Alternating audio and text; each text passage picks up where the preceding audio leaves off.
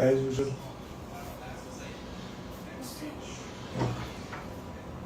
Sugar free डालना।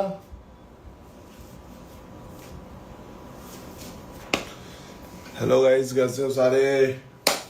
भाई साहब, टास्क हार गया था भाई साहब मैं। आज उस टास्क के बारे में बात करते हैं। चलो सुनो भाई, योगेश को भी बुला लो लाइव पर। भाई वो अभी इसका कॉल आया था मेरे पास, वो शूट कर रहा है कुछ, तो अभी तो नहीं बुला सकता मैं। Hello please take my name. Hi Neeta Dahal, कैसे हो आप? गाइस एक तो हाँ, मैं एक चीज़ बताना चाहता हूँ तुम सबको कि काफ़ी टाइम से मेरी दोनों आईडीज़ पे काफ़ी लोग मेरे को मैसेजेस कर रहे होंगे। मतलब 3 हफ्तों से, मैं 3 हफ्तों से मेरे पास किसी के मैसेजेस आए नहीं थे ना, मेरे अकाउंट में प्रॉब्लम चल रही थी। पता नहीं मेरे को मैसेजेस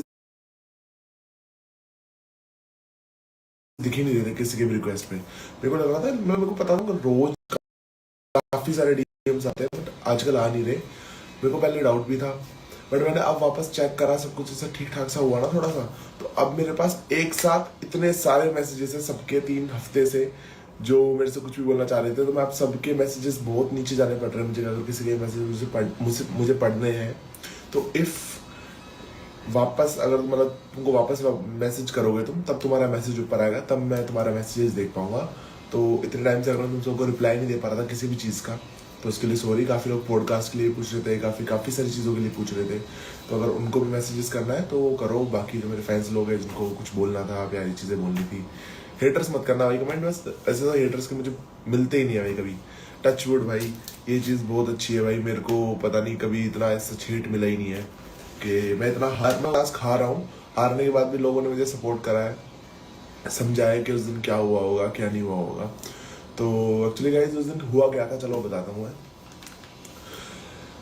तो बात ये थी कि जब टास्क स्टार्ट हुआ था तो सबसे पहले ही 3 जनों का, 3 गैंग का पूरा प्रेशर मेरे ऊपर था, क्योंकि तुमको पता था जब फर्स्ट राउंड जो कर लेगा उसके बाद ही बाकी गैंग परफॉर्म कर पाएगी, वरना कर ही नहीं पाएगी परफॉर्म, जैसे हुआ एक्चुअली।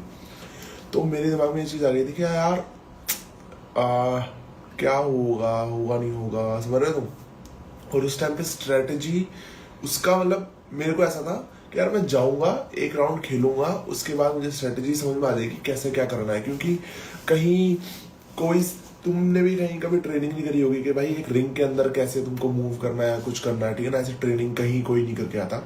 तो जस्ट उसकी एक स्ट्रेटजी होती है जिसको पहले समझ में आ जाती है, वो जीत जाता है। जैसे ही वो उस चीज़ के साथ हुआ था, घुमाने वाले के साथ, है ना। मेरे को बाद में समझ में आ गई थी कि मैं लगातार करने लग गया था, पहले मेरे से हो नहीं रहा था। तो वही सीन था, मैं काफ़ी कॉन्फिडेंट था। पर मैं, और मुझे ना काफ़ी लोगों, नेहा मैम मेरे पास आके, रिया मैम ने आके, एलविश भाई, प्रिंस भाई ने उस दिन बोला था मेरे को, योगेश को, कि आज तुम दोनों को देख के लग रहा है आज गुरमीत और प्रिंस परफॉर्म कर रहे हैं साथ में। तो ना इतने बड़े बड़े टैगलाइंस दे दिए थे हमको। नेहा मैम बोलने लगी थी मैं तेरी फैन हूँ, पता नहीं क्या क्या क्या, बहुत ज़्यादा उस दिन ना बहुत बिल्डअप हो गया था। क्योंकि तुम्हारी नजरों में भी और वहां पर भी ऐसा था कि 2 बेस्ट कॉम्पिटिटर आपस में लड़ने वाले हैं आज, है ना। आपस में बेस्ट टास्क होने वाला है, 1v1 होने वाला है बेसिकली।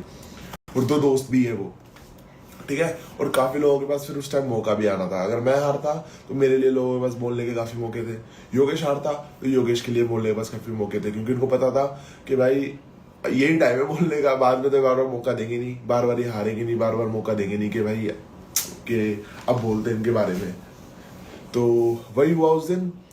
काफी कॉन्फिडेंट था, सब कुछ था, सामने योगेश था, ठीक है। ऑफ कोर्स योगेश के लिए भी मैं, हम स्टार्टिंग से एक दूसरे को बोलते आते थे कि या तो मैं उसको टक्कर दे सकता हूँ या मुझे वो टक्कर दे सकता है, क्योंकि हम दोनों का काइंड ऑफ फोर्टे सेम है ना। दोनों ही स्पोर्ट्स काफी खेला है लाइफ में, है ना। दोनों ही फ्लेक्सिबल, एजाइल, टॉल, स्ट्रेंथ, सब कुछ सेम सेम थी हमारी, है ना, पर्सनैलिटी। बट हुआ क्या, जब फर्स्ट टास्क हुआ ना, तो मेरे को लगा था जस्ट बॉडी प्रेशर मारना है, जो मुझे समझा के भेजा था, जो मेरे को समझ में आया था, मैं वो चीज़ करने लग गया था। और मैं कहीं ना कहीं, तुम देख रहे थे, मैं आगे ले पा रहा था उसको। बट उसके बाद मैं कहीं ना कहीं अटक जाता था, कि उसके आगे मेरे से मूवमेंट नहीं हो पा रही थी, आगे मेरे से वो चीज़ नहीं हो पा रही थी। और वहीं पे उसको समझ में आ गया कि वो वहाँ पे फ्लिप कर सकता है। वो हल्का सा थोड़ा पतला है तो शायद उसके लिए ईजी होगा, बट मैं उस टाइम पर अगर फ्लिप करने की सोच भी रहा था ना, तो मेरे को पता था कि बहुत अटक अटक के फ्लिप करूंगा मैं, और उस वजह से मोमेंटम चला जाएगा, ठीक है। तो जब वो पहला ले गया था ना, उसके बाद मैं, मेरी विल पावर हार चुका था। उस टाइम पे मेरे को समझ में आ गया था, मैंने कहा शिट, इसको स्ट्रेटेजी समझ में आ चुकी है, क्योंकि वो ऐसा नहीं हुआ था कि मैं कर रहा हूँ, वो कर रहा है, फिर मैंने वापस कर लिया, उसने वो फ्लिप मारी और मैं सीधा चले गया, उसको स्ट्रेटेजी समझ में आ गई और वो पता लग गया। मैंने कहा बस आ चुकी है, इसको क्या करना है, कैसे करना है। तो तब मेरा कॉन्फिडेंस मतलब ऐसे टूट गया था मेरा। मैंने कहा गया, जो था ये टास्क मेरे हाथ से गया, मैं वहीं से आ गया था। वही मेरी एक गलती थी कि मैंने पहले राउंड के बाद मैं आपको मान लिया था मैं हार गया। तो वही चीज यार, हर टास्क मेरे को कुछ ना कुछ सिखा कर गया है यार, है ना। जब जीता हूँ तब सीखा हूँ। जैसे फर्स्ट टास्क था जिसमें मेरे को ऐसा था कि यार नहीं होगा, पर मैं हो गया, ठीक है, मैंने हार नहीं मानी थी।